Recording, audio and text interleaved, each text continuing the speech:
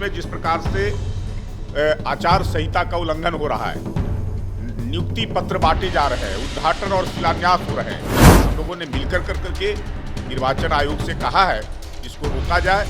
आचार संहिता का उल्लंघन नहीं होना चाहिए। हमने कहा है कि आप इसकी निष्पक्ष तरीके से जांच कराइए और जो व्यक्ति दोषी पाए जाते हैं उनके ऊपर कार्रवाई हो। ये पूरा जो है से आचार संहिता का मामला डीएम के अधीन आता है। जैसे इस राज्य के मुख्यमंत्री और उप मुख्यमंत्री के द्वारा जनता को प्रलोभन देने के भाव से नियुक्ति पत्र बांटे गए।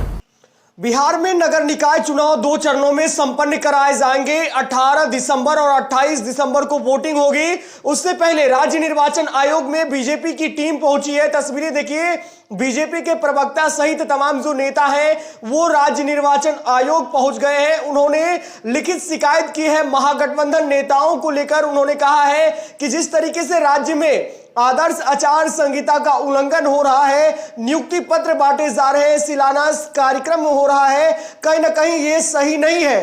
क्या कुछ हो रहा है राज्य निर्वाचन आयोग में, हम आपको पहले वो दिखाते हैं। से प्रतिनिधि मंडल के रूप में मिलने आए थे। लंबा समय से प्रक्रिया चल रहा है निर्वाचन का, स्थानीय निकाय का, और उसमें जिस प्रकार से आचार संहिता का उल्लंघन हो रहा है, नियुक्ति पत्र बांटे जा रहे हैं, उद्घाटन और शिलान्यास हो रहे हैं, हम लोगों ने मिलकर करके निर्वाचन आयोग से कहा है कि इसको रोका जाए। आचार संहिता का उल्लंघन नहीं होना चाहिए। प्रलोभन, एक तरह से नियुक्ति पत्र बांटना या उस प्रकार से जो ऐसे उद्घाटन, शिलान्यास, कोई सरकारी कार्यक्रम निकाय क्षेत्र में होना, ये आचार संहिता का उल्लंघन है, ये नहीं होना चाहिए। इस पर जो है से कार्रवाई करें। मांग क्या किया?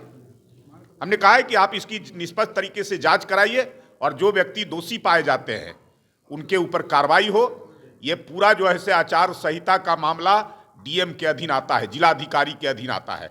जिलाधिकारी को इस पर रोक लगानी चाहिए थी, उन्होंने नहीं रोक लगाया है, तो अगर वो दोषी पाए जाते हैं तो उनके ऊपर कार्रवाई होनी चाहिए। आचार संहिता बिहार में लागू है। अभी जब घोषणा हुई चुनाव की और सरकार का एक नोटिफिकेशन आया तो बिहार की जनता ये जान पाई कि आदर्श आचार संहिता बिहार में पिछले चुनाव के समय जो नॉमिनेशन हुए थे उस समय से ये लागू है।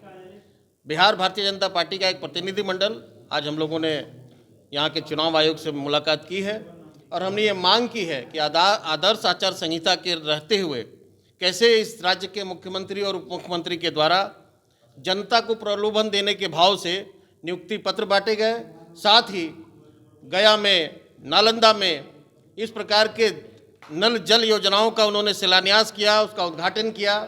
ये किस प्रकार से संभव है? जब जानकारी सिर्फ सरकार को थी तो सरकार के अधिकारियों से, सरकार के मुखिया से हम ये मांग करते हैं कि उनको इस पे आत्मचिंतन करना चाहिए और हमने चुनाव आयोग को ये मांग की है कि जो लोग भी दोषी हैं उनके खिलाफ सख्त से सख्त कार्रवाई की जानी चाहिए।